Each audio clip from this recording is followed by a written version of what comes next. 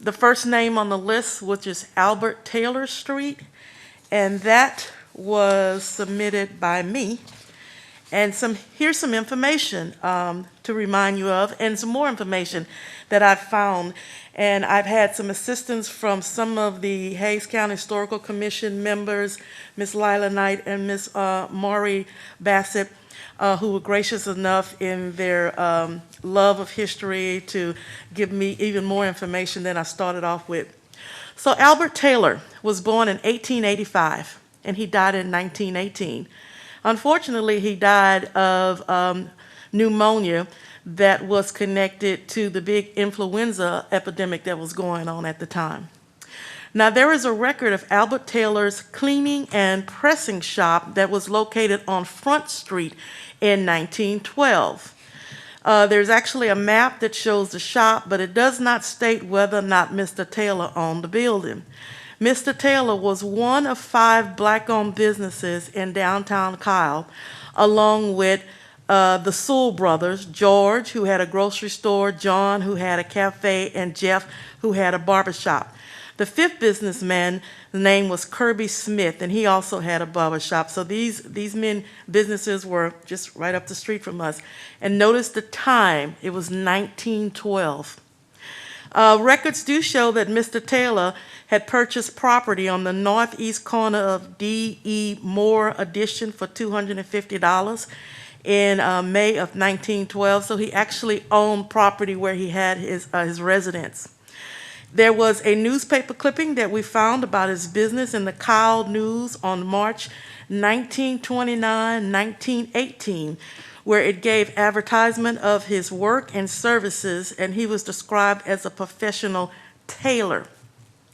Other information we found out about him was that he was signed up to go into World War I. We found his registration card. It gave his address of Kyle, Texas.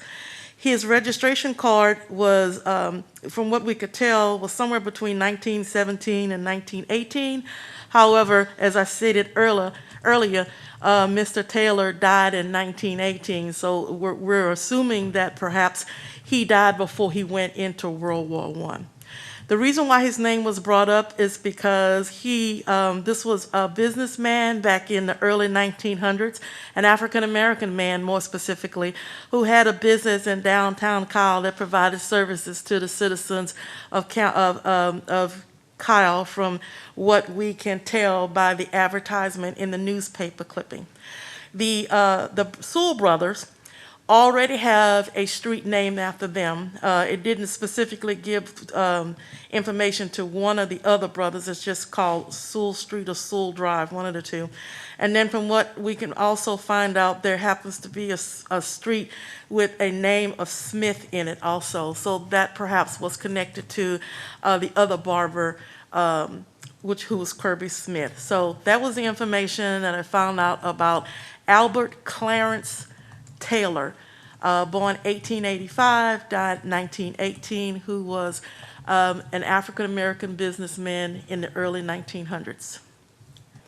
So the next street name that we're looking at is Martin Luther King Jr. Boulevard, and of course, we had a citizen here, Ms. McMahon, who actually asked for a change of Boulevard to street, but we can talk about that part later.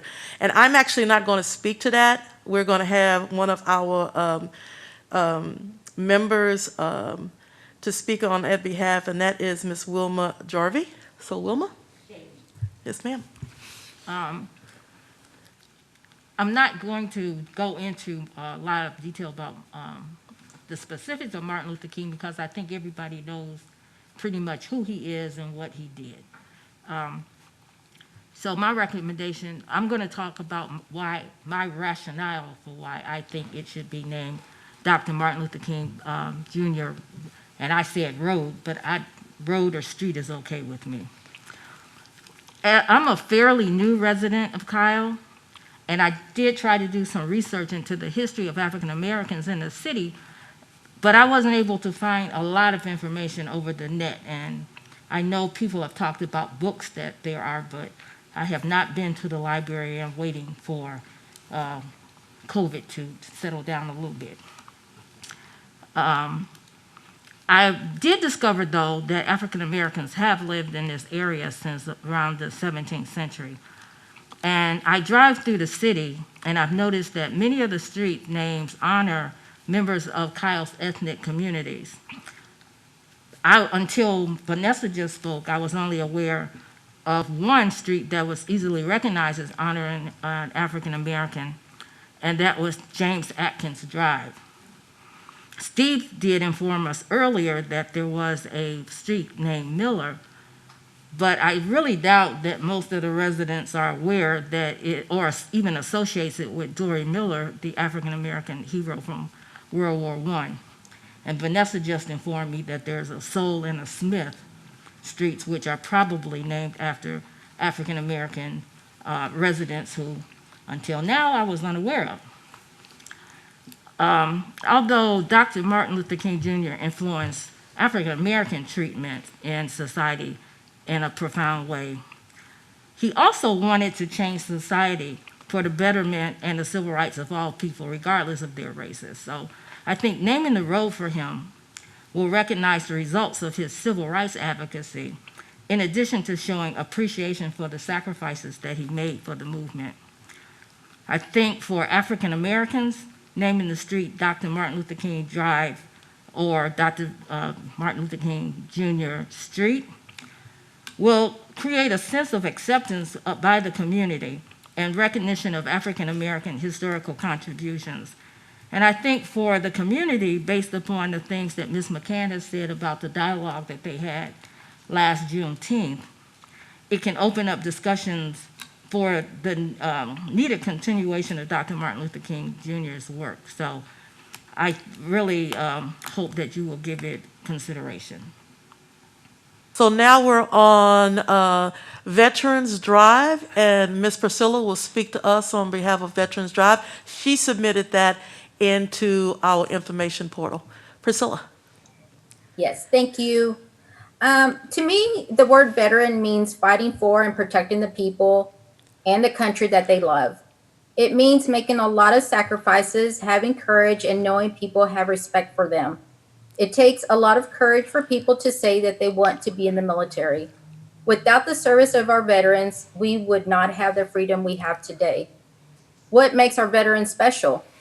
The integrity, the service, the courage, duty, honor, commitment, country, and sacrifice are the words that best describes our veterans to me. I think that we all have challenging days, but our difficulties are not compared with what the veterans had faced during the war. I am sure everyone here today has a family member or friend that is a veteran. I would like to see all veterans, not just one, but all who have served or are serving, from the Army, the Navy, the Air Force, Marines, and Coast Guard, to be honored and never forgotten. I am asking the committee today to please give a yes vote to Veterans Drive to honor veterans from all over, and especially here in Kyle, Texas. Thank you. Thank you, Priscilla. Appreciate that. All right, the last name on the list is Resilience Drive, and our colleague Bert will give us more information on resilience. I asked him to provide us additional information as this name was moved forward with the rest of them. Bert, you're on.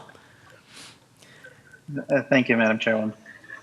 So resilience, and I'll go into the definition, origin, and then some examples of the use of the word. An ability to recover from or adjust easily to a misfortune or change. And the origins of resilience, it's a noun, and it basically means the act of rebounding, coming back. First used around the 1620s. Then it kind of took a little break in history and came back around the 1830s. But for the most part, resilience has always been to recoil, rebound, come back from either adversity or springing back. Examples of a good use of resilience in the wake of a natural disaster, physiological and physical support to help people recover. The first step towards achieving this goal is designed to foster individual community resilience in providing leadership, but not any kind of leadership. Resilience focused leadership. So then I go into why we want to use resilience. Well, resilience would be an opportunity to showcase our community's strengths and unity. We are a diverse community who stick together in times of great adversity and see the greatness in our neighbors. We have great faith that through any challenges we'll always get through it. We are not rebels. Instead, we are a resilient community. And by naming FM 150 Resilience, we remind ourselves that no matter what adversity or difficulties we may face, we shall overcome. And I get the definition of the word from Webster and a example of the word from Psychology Today, 16th October 2017 article, Recovering from an Active Burial. Thank you, Madam Chairwoman. All right, thank you so much for providing that additional information to us as we now think about the task before us.